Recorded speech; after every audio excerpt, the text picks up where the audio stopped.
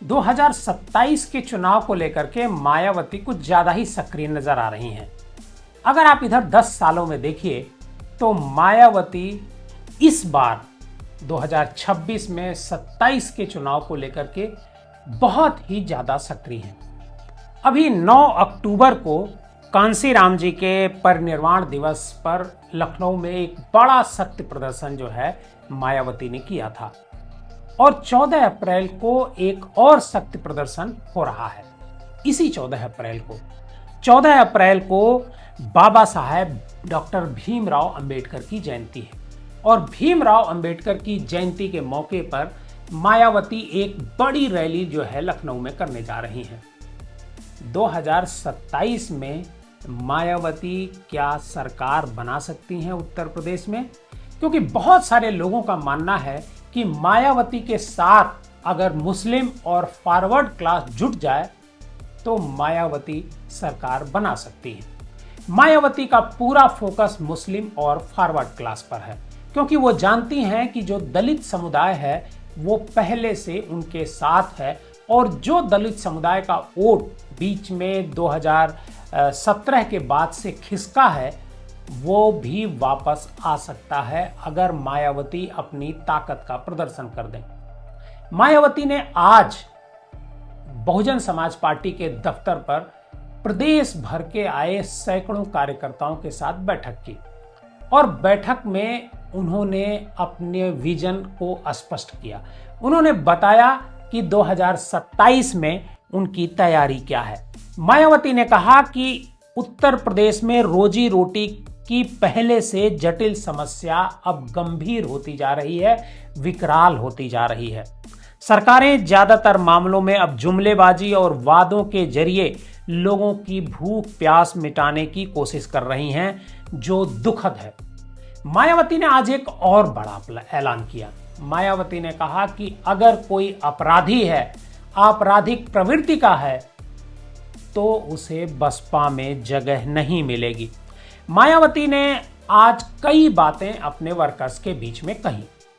वैसे तो ये बैठक जो 14 अप्रैल को कार्यक्रम होने वाला है उसकी तैयारी को लेकर के था।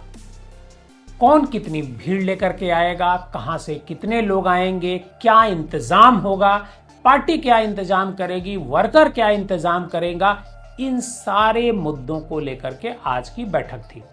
आप जानते हैं कि मायावती की रैली बहुत सुव्यवस्थित होती है। सुव्यवस्थित तरीके से पब्लिक आती है और रैली में भाग लेती है। मायावती की रैली 11 बजे शुरू हो जाती है। बाकी किसी पार्टी की रैली 11 बजे शुरू नहीं होती है क्योंकि मायावती की रैली में लोग एक दिन पहले आ जाते हैं और जो 11 बजे अगल बगल के जिलों के लोग आ जाते हैं। 11 बजे से 12 बजे के बीच में मायावती खुद बोलना शुरू कर देती हैं। वैसे उनसे पहले बहुत सारे नेता बोलते हैं लेकिन मायावती 11 से 12 के बीच में बोलना शुरू कर देते हैं। करीब 1 घंटे से कम तो उनका कोई भाषण होता नहीं, 1 घंटे से ज़्यादा ही वो बोलती हैं। और जो 14 अप्रैल की जो रैली हो रही है इसमें कहा जा रहा है कि 4 से 5 लाख लोग शामिल होंगे। आज मायावती ने तैयारियों के अलावा अपने वर्कर से साफ कहा कि देश में क्या सिर्फ प्राइवेट सेक्टर पर निर्भर होकर आत्मनिर्भर बन सकता है। मतलब आज की बैठक में उन्होंने सरकार पर कुछ सवाल भी किए। सरकार प्राइवेटाइजेशन पर जोर दे रही है। उन्होंने सवाल किया कि अगर विकास का फायदा कुछ मुट्ठी भर सत्ताधारी लोगों तक सीमित रहेगा तो आम जनता का कैसे भला होगा। मायावती ने जो अमेरिका, ईरान और इजराइल के बीच जो युद्ध हो रहा है उस पर भी अपनी बात आज रखी। मायावती ने कहा कि इसकी वजह से रसोई गैस, पेट्रोल और दूसरे पेट्रोलियम उत्पाद महंगे हो जाएंगे। इससे रोजमर्रा की चीजों के दाम बढ़े हैं। सबसे ज्यादा असर गरीब और मेहनतकश लोगों पर पड़ा है। उनकी परेशानियां लगातार बढ़ती जा रही है। सरकार को इस पर भी ठोस कदम उठाने चाहिए ताकि देश को नोटबंदी या कोरोना महामारी जैसी स्थिति का फिर से सामना न करना पड़े। आत्मनिर्भरता को सिर्फ नारा नहीं बल्कि जमीन पर सच बनाना जरूरी है। मायावती केंद्र सरकार पर भी थोड़ा सा आज हमलावर हुई। महिला रिजर्वेशन बिल को लेकर के भी उन्होंने बात करी। महिला रिजर्वेशन को लेकर के मायावती ने कहा कि अगर कमजोर वर्गों की महिलाओं को अलग से रिजर्वेशन नहीं मिलेगा तो उनका सही से विकास कैसे होगा। इस मुद्दे पर केंद्र सरकार को गंभीरता से विचार करना चाहिए। आपको पता है कि केंद्र सरकार महिलाओं को रिजर्वेशन देने पर विचार कर रही है विधानसभाओं और लोकसभा के भीतर। 2009 अक्टूबर के बाद मायावती अब तक 10 मीटिंग अपने पार्टी के वर्कर्स की कर चुकी हैं और 2027 में चुनाव जीतने के लिए आक्रामक रणनीति अपनाती हैं। मायावती वैसे तो रोज कुछ न कुछ लोगों के साथ मीटिंग करती हैं, लेकिन बड़ी मीटिंग अब तक 10 हो चुकी हैं। मायावती का पूरा फोकस दलित वोट बैंक की तरफ है। हालांकि कांग्रेस का भी पूरा फोकस जो है दलित वोट बैंक की तरफ है।